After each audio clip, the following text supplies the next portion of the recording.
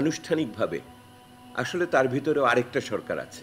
এই সরকার চাইলেও এখন একটা ভালো নির্বাচন করতে পারে কিনা। বৈষম্য বিরোধী চেতনাকে তারা অর্থনৈতিক ব্যবস্থাপনায় এবং সংস্কার প্রক্রিয়ায় প্রতিফলন করতে পারল না। অর্থনীতিতে আমি দেখেছিলাম এই সরকারের উত্তরাধিকার কি হবে। আমি তিনটি জায়গাতে এই সরকারের অর্থনৈতিক উদ্যোগের জায়গা দেখেছিলাম। এক হলো পশ্চাৎমুখী মূল্যায়ন, অর্থাৎ যে স্বৈরতান্ত্রিক সরকারের যে অর্থনীতি হয়েছিল লুটপাটের অর্থনীতির, তার স্বরূপ উন্মোচন এবং সেটার কার্যকারণ সূত্রগুলো বোঝা। সেটার জন্য আমরা হোয়াইট পেপার লিখেছি এবং সরকার সেটা চেয়েছিলেন এবং প্রধান উপদেষ্টার কার্যালয় থেকে একমাত্র রিপোর্ট কিন্তু এমনি, অন্যগুলো সব মন্ত্রণালয় থেকে অর্থনীতির ভিত্তিতে হয়েছে। তো এইটার ভিতর দিয়ে আমরা ওইটাকেও দেখিয়েছি যে কিভাবে কি কারণে এটা হয়। কিন্তু এর সাথে সরকারের পক্ষ থেকে টাস্কফোর্স বলেন বা অন্যান্য কমিটি যেগুলি হলো, এইগুলোকে সমন্বিতভাবে এইটার ফলো আপের ব্যাপার যে হয়নি এটা আমরা জানি। দ্বিতীয় জায়গাটা যেটা ছিল, এক হলো পশ্চাতের উন্মোচন, আর দ্বিতীয়ত একটা ছিল এই সরকার যখন এসছে তখন সামষ্টিক অর্থনৈতিক স্থিতিশীলতা খুবই দুর্বল অবস্থার ভিতরে ছিল। সেহেতু আপনার মূল্যস্ফীতির বিষয় ছিল, টাকার মূল্যমানের পতন ঘটছিল, সুদের হারের ব্যাপার ছিল, আমার রিজার্ভের পতন হচ্ছিল, একই সাথে বিনিয়োগ ছিল না, কর্মসংস্থান ছিল না, অন্যান্য ক্ষেত্রে আমরা সামাজিক মানব সম্পদ উন্নয়নে টাকা দিতে পারছিলাম না, এবং আমার বৈদেশিক ঋণের বোঝা বেড়ে যাচ্ছিল। সেহেতু অর্থনৈতিক স্থিতিশীলতাটা আনা একটা গুরুত্বপূর্ণ বিষয় এখানে ছিল। আমি মনে করি সরকার আংশিকভাবে সফল হয়েছে এখানে। প্রথমটাতে হয়েছে, আমরা একটা অন্তত ইতিহাসের জন্য একটা বই রেখে যাচ্ছি। আর দ্বিতীয়ত ক্ষেত্রে আপনার মূল্যস্ফীতি নিয়ন্ত্রণের ক্ষেত্রে ন্যূনতম একটা সফলতা আছে, টাকার মূল্যমান নিয়ন্ত্রণের একটা সফলতা আছে। এই সফলতাগুলো আমাদের স্বীকার করতে হবে। এবং একই সাথে বিদ্যুৎ জ্বালানি ক্ষেত্রেও বিভিন্ন টুকটাক বিভিন্ন কাজকর্ম ইত্যাদি হয়েছে। আপনার চোরাই টাকাগুলোকে ফেরত আনার ক্ষেত্রে অন্তত মৌখিকভাবে বাহ্যিকভাবে কিছু উদ্যোগ আমরা সেইভাবে দেখেছি, এবং সামাজিক সুরক্ষা ইত্যাদির ক্ষেত্রে কিছু কিছু উদ্যোগের ভিতরে আমরা আছি। কিন্তু এইটাকে যে কোনো সমন্বিতভাবে একটি কর্মসূচি হিসেবে সরকার তার দাঁড় করাতে পারেনি। সরকার পুরনো সরকারের বাজেটের উপর দাঁড়িয়ে এই বছর চলেছে এবং একটা বাজেট বানিয়েছে যেটা আরেকটা সরকার হয়তো শেষ করবে, আর অষ্টম পঞ্চবার্ষিক পরিকল্পনাকে বাতিল করেছে, কিন্তু কোনো মধ্যমেয়াদী পরিকল্পনা দেয়নি। অর্থাৎ এই সরকারের কিন্তু কোনো ইকোনমিক ম্যানিফেস্টো নাই। হ্যাঁ, এটার কোনো ইকোনমিক ম্যানিফেস্টো নাই। অর্থাৎ সে কী ধরনের অর্জন করতে চায়, সেটা বৈষম্যের ব্যাপারেই হোক বা অন্যান্য কাঠামোগত সংস্কারের ব্যাপারেই হোক, এইটার ব্যাপারে নাই। সেহেতু এই সরকারকে আপনি যদি জবাবদিহি করতে চান যে তুমি এটা করতে পারলে না কেন, আমার কোনো রেফারেন্স বিন্দু নাই, এটা আরেকটা বড় সমস্যা। আর তৃতীয়ত যেটা হলো কাঠামোগত সংস্কার। তৃতীয় যেটা এই সরকারের লেগেসি হলো, সেটা হলো যে অর্থনৈতিক সংস্কার সে কী করে রেখে যাচ্ছে।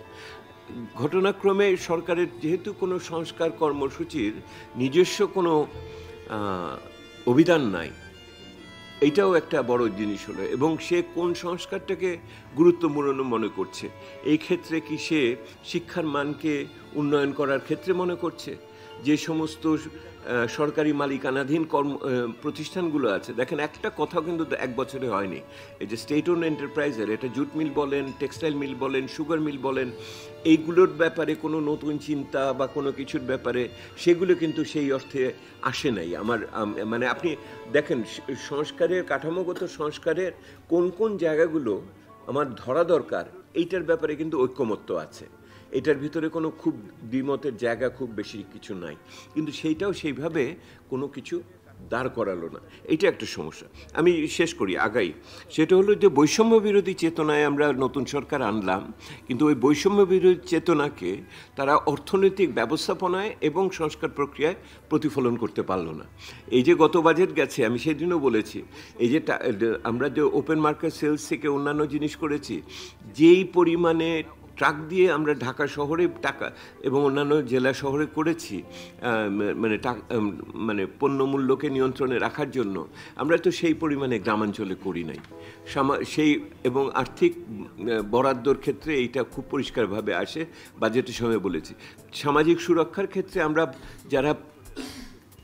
যাদের থাকার কথা না, যেটা ইনক্লুশন এরর বলি, তাদের বের করেছি, কিন্তু আমি প্রকৃত গরিব মানুষকে ঢুকিয়ে তথ্য উপাত্তর ভিত্তিতে ওটা দাঁড় করে নেই। ওই যে সংস্কারে বৈষম্য বিরোধী চেতনা যথেষ্ট পরিমাণে আমার আসে নাই এটার ভিতরে ইত্যাদি মিলিয়ে।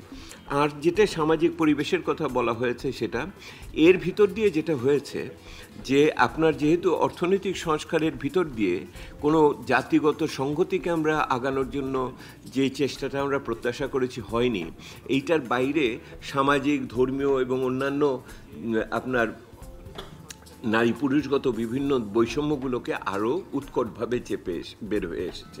অর্থাৎ ওইগুলোকে মোকাবেলা করার জন্য যেই ধরনের অন্য শক্তি, সেই শক্তির ক্ষেত্রে আমরা জমায়েত করতে পারিনি।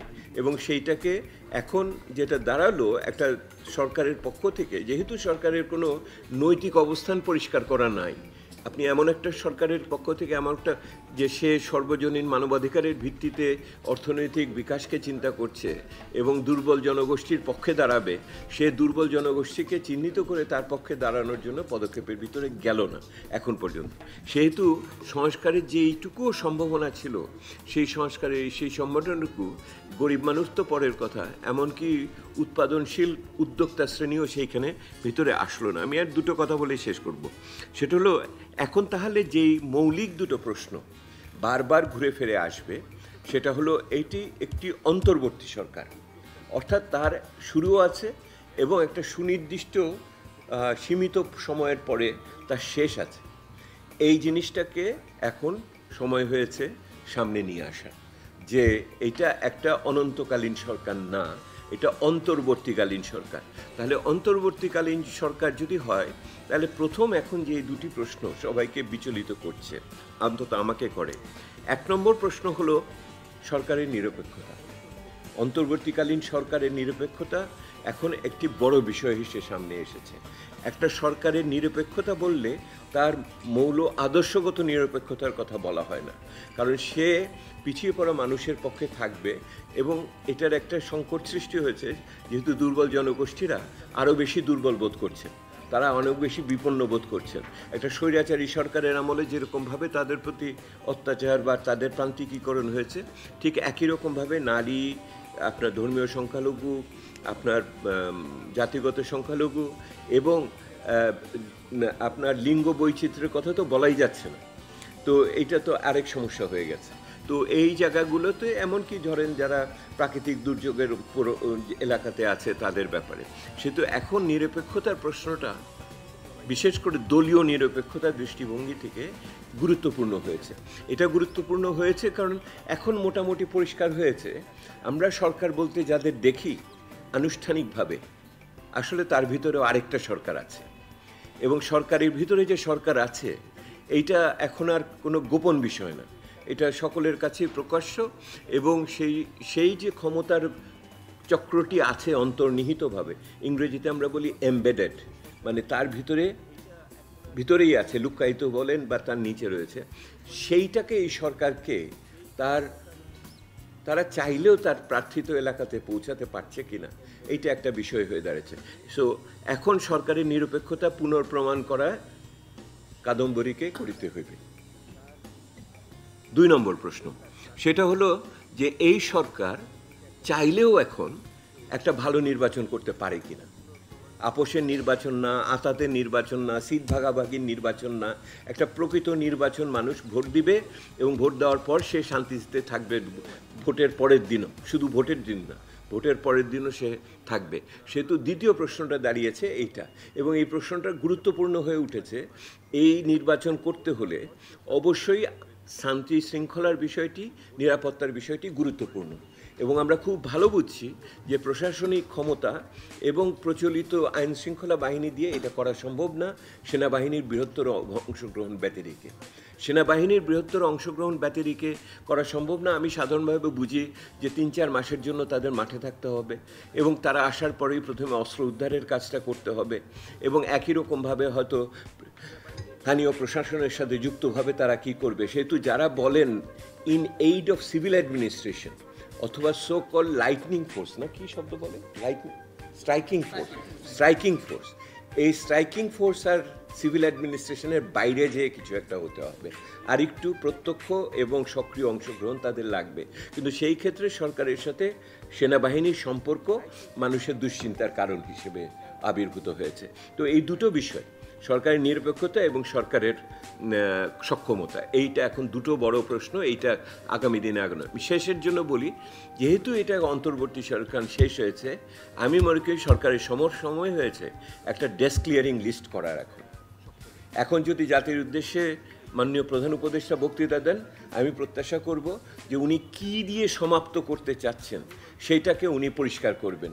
যেই সমস্ত সংস্কারের উদ্যোগ নিয়েছিলেন সেগুলি কোথায় কোথায় উনি শেষ করবেন, কোথায় কোথায় অংশগ্রহণ করবেন। এই সরকারের ডেস্ক ক্লিয়ারিং লিস্ট লাগবে। এখন আমি ডেস্ক ক্লিয়ারিং লিস্ট চাচ্ছি, how you are going to round it up. এটা হলো 1 নম্বর। আর 2 নম্বর হলো, এখন সংস্কার একটা অব্যাহত প্রক্রিয়া। রাজনৈতিক নেতৃবৃন্দকে রাজনৈতিক এখন নির্বাচনের ইশতেহার দিতে হবে।